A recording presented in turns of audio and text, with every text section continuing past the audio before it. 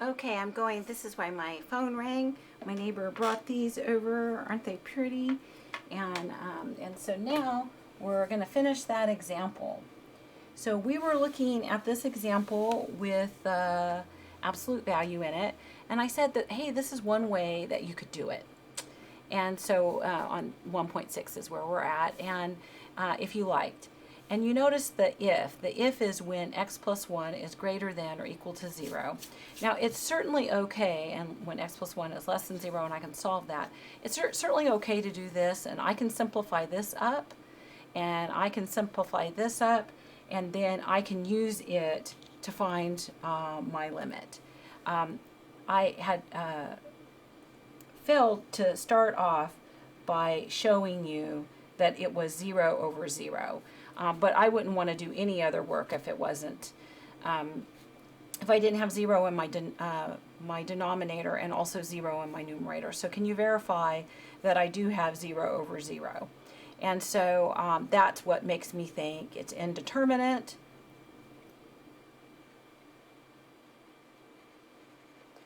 And I need to work harder. And so I wouldn't have been working harder, I wouldn't have been thinking even this had it not been 0 over 0. Now, you can do that, and it's a way of doing it. Just simplify this now, and you can use whichever one. The condition goes with our x is going to negative 3. So when x is smaller than negative 1, right? If you subtract 1. And so this is the one that you would use. Another way of doing it, so if you wanted to do that, you can, and you would use substitution of negative 3. You would reduce this and then use substitution of negative 3 in there if you like. And that would work out just really wonderful. You have to reduce it first. You have to say a subtract of a negative. Oh my gosh, do I want to start again? No, got crazy. But another way of thinking, well, I'm going to do it. I can't help it. So this would be the limit as 2 plus 1, x plus 1 here, over x plus 3, as x goes to negative 3. So this would be a great way of doing it, and this would give me the limit. In the numerator, I get x plus 3, and in the denominator, I have 3 plus x, as x goes to negative 3. So this is really the limit as x goes to negative 3 of 1, which is equal to 1. So that would be one way of doing it. After you notice it's 0, 0, to put this in absolute value notation, hold the other stuff, just the only thing that changes is the absolute value is let it be in the numerator, the same, and the opposite for the first top part. So another way of doing it, another way, is just to think about the absolute value of x plus 1. Now that's either equal to x plus 1 or it's equal to the opposite of x plus 1. And this is if x plus 1 is greater than or equal to 0, which is x is greater than or equal to negative 1, and this is if or when x plus 1 is less than 0, and that's when, and so it's just what's inside your absolute value. Whatever's inside your absolute value, greater than or equal to 0 or less than 0, so this is x is less than negative 1. Well, that's where I'm at, right? Because I'm looking at close to, a little bit bigger than negative 3 and a little bit smaller than negative 3 are all less than negative 1. So this is the one that I'll be using, and you can see that that's going to get me to the same position that I was in on the other way of doing it, right? Is now to evaluate this 2 minus and then negative of x plus 1 over because of the substitution in there. And so this is going to lead you to the same answer. So that's another way of thinking about it is what's the absolute value going to do? Another way of thinking about it, and I like it as well, Mr. Andrazian will tell you this, and it works out just as well, but it's really the same method. This is really, really similar as well. They're all kind of the same, is to think about if I was to put in negative 3, would the inside in here be positive or would it be negative? So if you were to put in -3, you would have negative. And so then Mr. Andrazian would say, since it's negative, when I put in -3, that you do the, so I have 2 subtract, that's part of my story, and I have 3 plus x, that's down there as well. And because this is negative, to get it out of absolute value, remember in the neighborhood around -3, this would be negative of x plus 1. So when it's negative, then you put your negative of whatever you have. Had it been positive, then I would have had, I wouldn't have needed to put a negative. So they're all the same, and they all give you 1 as the answer. So it's your choice how you think about that. And so I've given you kind of 3 different ways of going. And so pause the video and see if you can do this one and tell me what you think on it. But I'm going to use my 3rd method on it. So I'm first going to verify. So did you pause? And are you trying it? You tried it? You have your answer in your head? Hope you do.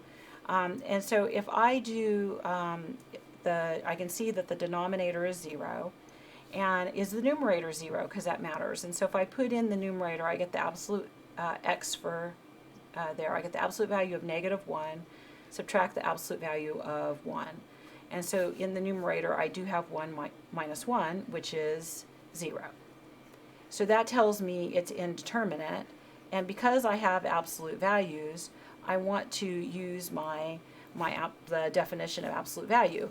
So I could write it all out, and I think it is nice, and it's particularly nice if you're trying to figure it out, but I also think that it can kind of be a little bit overwhelming. So we're going to use Mr. Arnie's method. And so I want to think about, in the neighborhood around 0, is this inside positive or negative? And I hear you guys shouting, it's negative, because 2 times 0, right, it's negative. And so what Arnie would say, that if you want to, now if you cannot say that it's positive or negative in the window, then you wouldn't be able to use this method. So it's only when, since I'm near 0, either a little before 0 or a little after 0, this would be negative.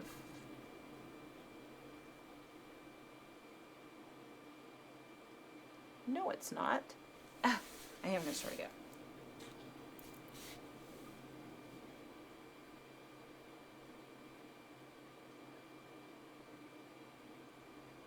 Oh, yeah, it is. Had to convince myself. 2 times 0.001 minus 1. I had to convince myself that that was negative again. So I had to think of really little values that I would have. And then, oh no, I told you guys I took a Benadryl. So because of the hives I was getting. So this would be negative of 2x minus 1. To get it out of absolute value, you have to multiply it by a negative. Then subtract, and that's the subtract sign here. And then what is this when x is very near 0? So I'm thinking in my head, if x is 0.01, well, this would be positive. And what if it was negative? So, 2 times negative 0.0001 plus 1. And I'm not saying that this is the value in there. I'm just saying it's got to be really, really, really close to 0. But bigger than 0 and smaller than 0. And I already did a little bit slightly bigger than 0 and saw this was positive. Is this going to be positive as well here? And it is as well. And so when you think of a value that's very, very close to 0, but bigger than 0, inside is positive. When you think of a value very close to 0, but smaller than 0, the inside is still positive. So I don't need... I already had this subtract come straight down. All this is, what I'm interested in is this is just 2x plus 1 is all that it is, right? And I need the parentheses there because the minus subtract of it needs to distribute. In the denominator, I just have x. So all I've done is I've taken out of the idea of writing this. Absolute value of this is 2x minus 1. And the opposite of 2x minus 1, right? And I said, because the inside's negative, this is what I'll be using for the first one. And then the other one was absolute value of 2x plus 1. And this is either 2x plus 1, let it be, or negative of 2x plus 1, right? And because 2x plus 1 inside here, 2x plus 1 is very near, when I'm very near 0 is positive, you would use the top one there. Those are for the values that when it's positive.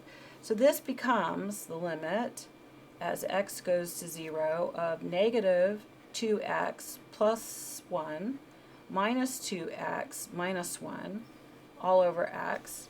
So this becomes the limit as x goes to 0 of minus 4x over x. And I still haven't found the limit yet. Now I am going to be able to reduce. So now I have the limit as x goes to 0 of negative 4.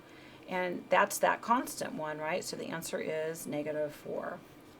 And so we did a lovely job on it. So those are my videos for 1.6. We'll be looking at some 1.5, some more of. Oh, excuse me, what were we going to look at next? In the next video, we'll worry about it. See you later. Bye-bye.